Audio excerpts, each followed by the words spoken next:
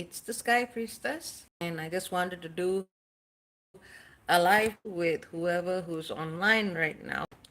And to also share some of my reflections on what has happened with this eclipse and what are the lessons that we can take moving forwards. And of course, if you have any questions related to the eclipse, you can type it here and I will look at it. And the eclipse itself was at 5 degrees of Taurus. Now, I can go into a lot of astrological detail, but honestly, you know what I'm like. I prefer to condense, I prefer to give you the bullet point version and to really get deep into those points, just because I think that's actually a more meaningful and a more helpful way of looking at energy. But if I say the eclipse itself was at 5 degrees of Taurus, and I do see Vivi. Hello, Vivi. The N hearts unite. Hello, hello. Um, So the eclipse itself was at 5 degrees of Taurus. And normally speaking, a Taurus lunar eclipse is one that focuses more of like finances, joy, food, the health of your throat, thyroid area. It also deals with the material aspects of your life. It includes finances and abundance. And of course, the Taurus baby here had to say something. But that was the thing in terms of, oh, I see, it was yesterday, it was Bibi's birthday. Happy belated birthday. Nice, nice. But in terms of what we see at the global level, things have been far from that. And there is a reason for this. And I did mention it in my previous video, which is all about embodying faith in times of uncertainty. So this eclipse was trined Pholus at 6 degrees of Capricorn and Ixion at, I believe, 2 degrees of Capricorn. So Pholus at 6 degrees of Capricorn is all about waves and patterns of intergenerational violence, trauma, contagion. It is linked with the outbreak of coronavirus, but it is also linked to certain waves of very oppressive, heavy-handed domination in the whole exercise of colonialism.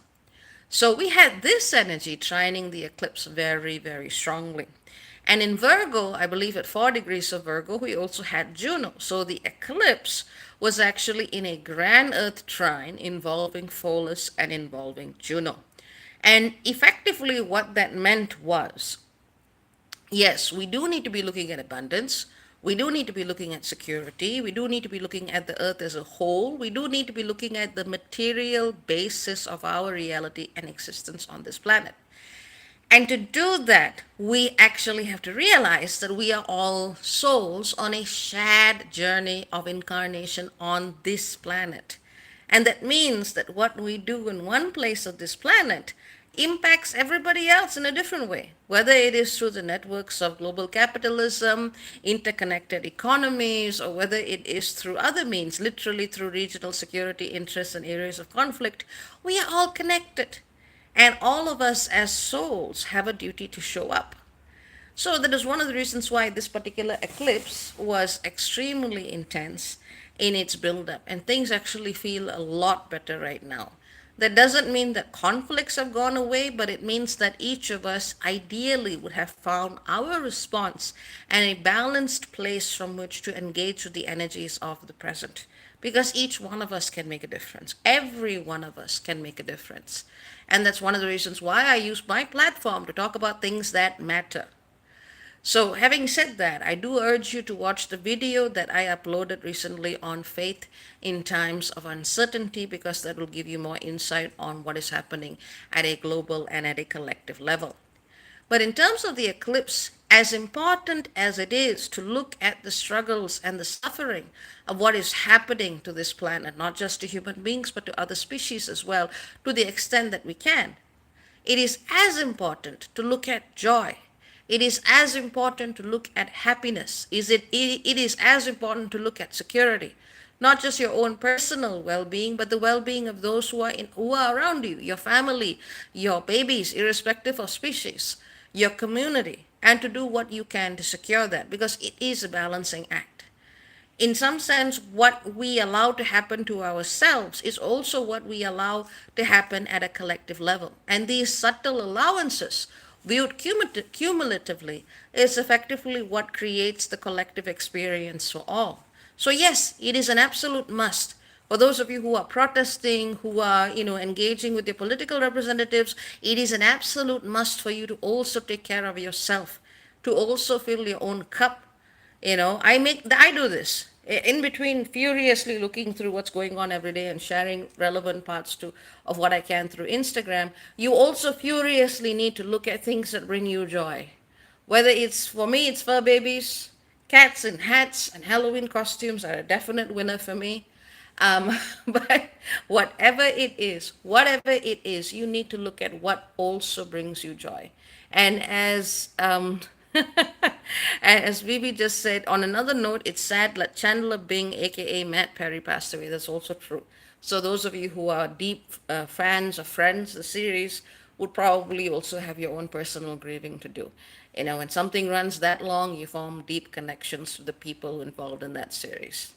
And Adrienne says, food, she says, as I've been so hungry this eclipse. It's interesting because I was really looking at all the stuff that was happening. I could barely eat, And, as it should be no surprise to anyone, I am a larger woman. I am not a skinny mini. No offense to either side, of course. And my brother looks at me and goes, I don't understand how you gain weight.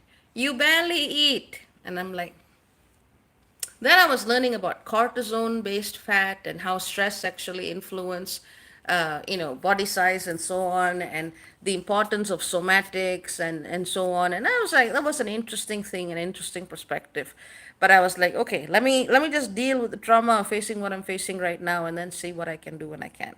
And then once this eclipse passed, I could actually eat a little more normally than I usually would. So, we've all passed that point of intensity, and Adrian, I hope that you are eating now. It is important. But at the same time, it is also important to manage that balanced perspective. Eat within moderation, eat within reason, eat with a conscious appreciation of where your food comes from, but also recognize who's not getting food and contribute where you can.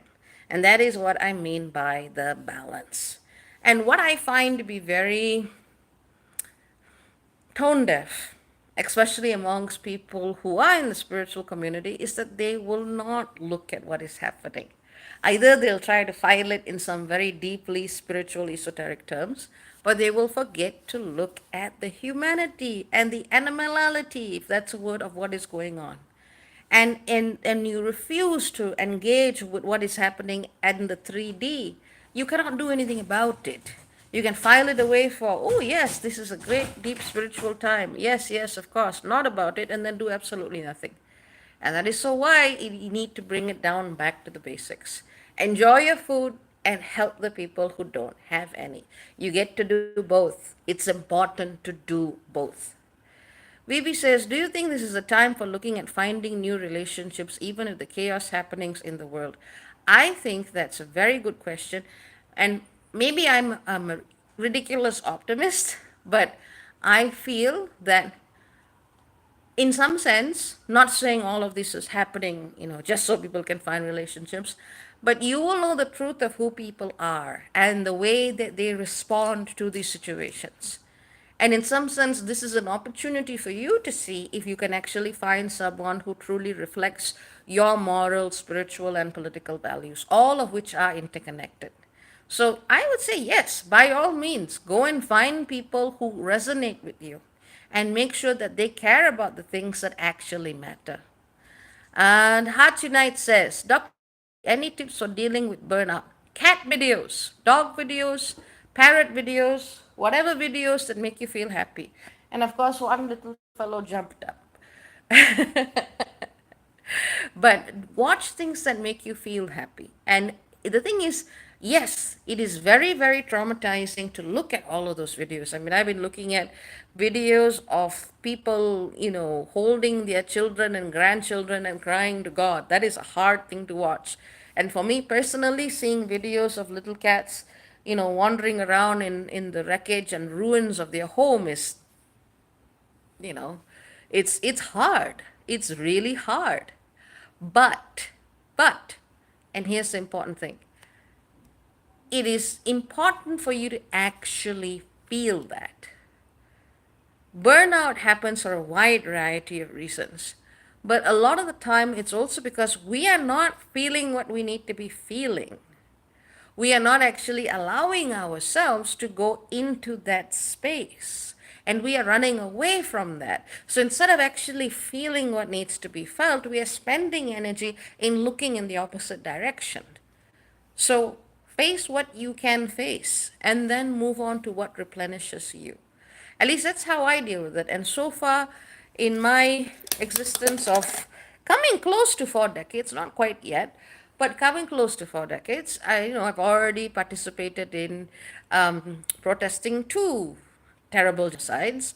And so, with some measure of experience, I can say furiously look at what is important and as furiously commit yourself to your happiness. So, and do that. That is actually what works for me. And Lord knows I deal with a heck of a lot of stress. But I hope that helps. I know people will recommend that you avoid, that you disengage because it's oh too much to handle.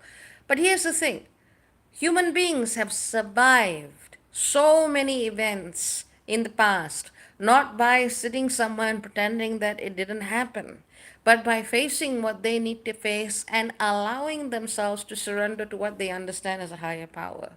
And this is a skill that people have forgotten because of the way trauma is being marketed. So it's a big question. It's a deep question. It's an important question. But our trauma is becoming a marketable commodity. And that is why we each need to find ways to deal with that trauma in ways that are meaningful, that actually allow for replenishment, and that do not disengage us politically and spiritually in the name of self care. And let's move on to the next question. Hopefully, I've answered it. Phoebe says it's really sad to see innocent ones losing lives due to some barbaric politics potheads and people far away supporting violence.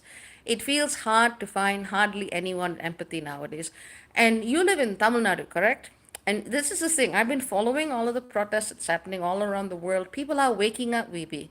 And I've been trying to see if there are protests happening where you live, but I haven't come across anything. So you might need to go to Kerala. In Bangalore?